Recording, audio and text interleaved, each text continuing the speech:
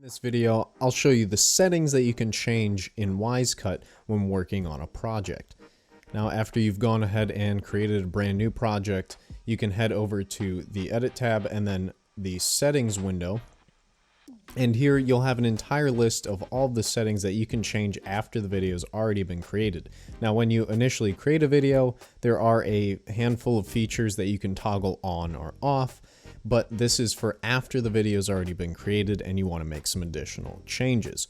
So the first one being obviously the name. You can go ahead and change that and then hit save. It'll now update that setting, and keep in mind that any of these settings that you change, in order for them to apply besides the name, you'll have to go ahead and re-export the project.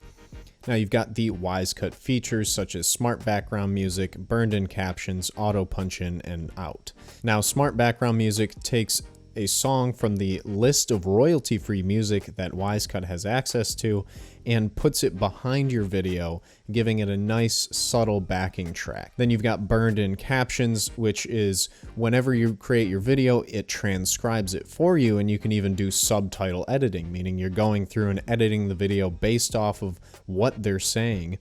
And this just takes that and then burns those subtitles directly in as captions on the video. This is great, especially for Reels or TikToks or some sort of social clip that has captions on screen as your person or as your talent is talking. And then you've got auto punch in and out, which automatically punches in and punches out, scaling the shot either in or out, making the camera look even closer whenever there's a specific cut, and then cut back out on the following cut. And this is something that can really emphasize words or phrases that someone is saying on camera. And you can adjust these auto cut settings also. When you toggle auto cut when you first generate a project, these are the kinds of cuts that they're making. You've got smooth cuts and auto cut silences. So this allows you to fine tune the auto cut.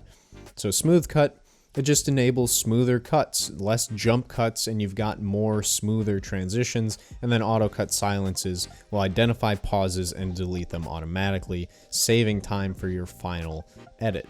Now, keep in mind, any of these changes you made to the storyboard will be reset whenever you make changes to the auto cut settings. This is important to know because let's say you've already gone ahead and done a bunch of work and then you restore the storyboard, it's going to make the changes and revert what you've done.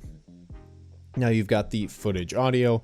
You've got the setting for just muting the audio altogether, or you can open up the volume settings and determine whether you want your media volume, so that's the main video, like dialogue or sound effects that are a part of the video, and then you've got the music volume. Now I usually prefer to have my media volume a little bit higher and then my music a little lower. I think medium is good when this is on high. And then the auto duck. Now the auto duck combined with the smart background music is a great combination because it takes the music and automatically lowers the volume whenever your media volume has something going on. So if you've got somebody talking on screen, like in my video, the music will lower whenever they're talking, and then whenever they stop talking and you've just got footage or B-roll, it'll raise the volume of the music back up. And then you can make your changes. So I've changed my media volume to high, and then you can hit apply, and it will now apply those volume changes. And then you've got the enhancers, which is studio voice and background noise canceling. Studio voice gives you a nice, crisp, almost podcast-like voice. It really just cleans up the vocals. And then background noise canceling is something that you can do to improve your audio quality as well. It'll just remove any kind of background noise if you're outside. It'll help lower the outside noises to really help the main volume of the media or the main dialogue or sound effects that you have going on in your clip rise to the surface. Now, because this was filmed in a closed area and I've already got control over those elements, I don't need the background noise canceling turned on for this one. And then the last settings you have are your subtitles. You can change the font color and the border, as well as turning on and off a drop shadow. And you can see the example down here. Now if I turn drop shadow off, see, it's a lot harder to read. That's why I usually like to have drop shadow on, just because it helps the text pop out a little more. Now I think the yellow is a little loud, so I'll go ahead and choose something like let's go black text with a white border. And that was as simple as that to change the type of subtitles you have. Now that is all of the settings that you have access to when working on a project in Wisecut. I hope you found this video helpful, and until next time.